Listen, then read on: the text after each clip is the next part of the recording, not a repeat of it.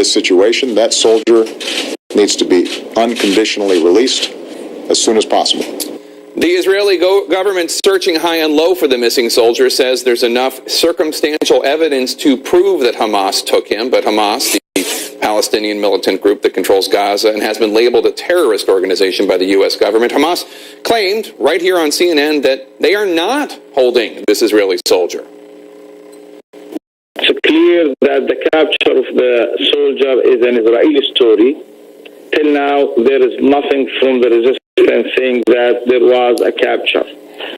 So I really want to emphasize that the Israelis have created the story of... With no claim of responsibility from Hamas, it's possible that another militant Palestinian faction actually grabbed this Israeli soldier, or it's possible that there was a miscommunication, or it's possible that Hamas is lying. But whatever the case, Israel says it is not about to stand for one of its soldiers being taken, so you can probably forget about negotiations for another ceasefire anytime soon.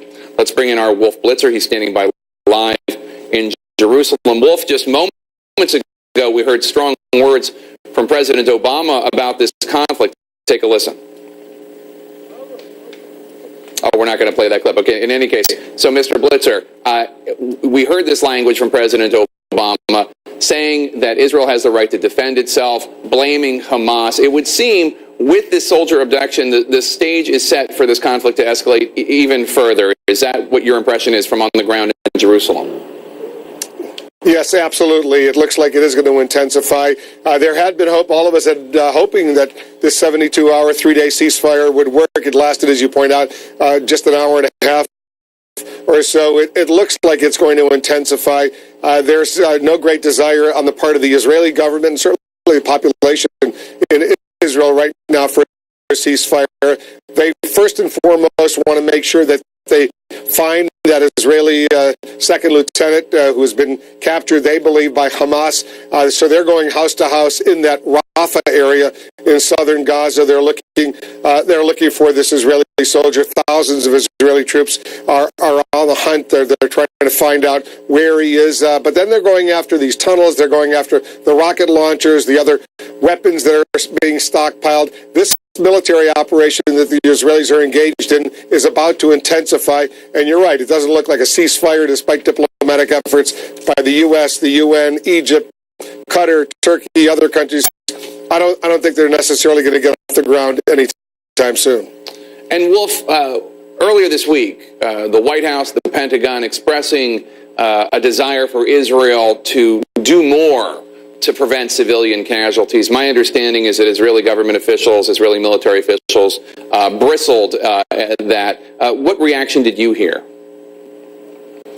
Well, the Israelis weren't happy about that because they say they're doing everything they can to avoid civilian casualties, even though there have been very large, significant numbers of civilian casualties. The Israelis blame Hamas for putting their rocket launchers, their other weapons, right in the midst of heavily populated areas. They were very encouraged by what they heard from President Obama within the past hour or so. The president basically siding almost completely with the Israelis, their timeline on what happened, the breaking of the ceasefire, the president's defense of Israel's use. He says, yes, he's heartbroken, the images of civilian casualties in Gaza, very painful to observe. But he took the Israeli line that Hamas is at least in part to blame because they use these populated centers almost as human shields. I have learned, Jake, that one of the reasons why the President of the United States has now almost completely unequivocally accepted the Israeli version of the breaking of that ceasefire is because the Israelis did provide,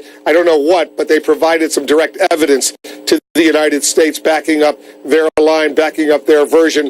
And apparently the U.S. has, not only the President, but the Secretary of State and other U.S. officials have accepted that Israeli explanation for what happened. The Israelis presumably have some evidence to back it up. I don't know what it is, but that was presumably, once again, significant in the President's very strong statement of support for Israel. And then I want to play that soundbite that I referred to earlier about Hamas from President Obama just minutes ago.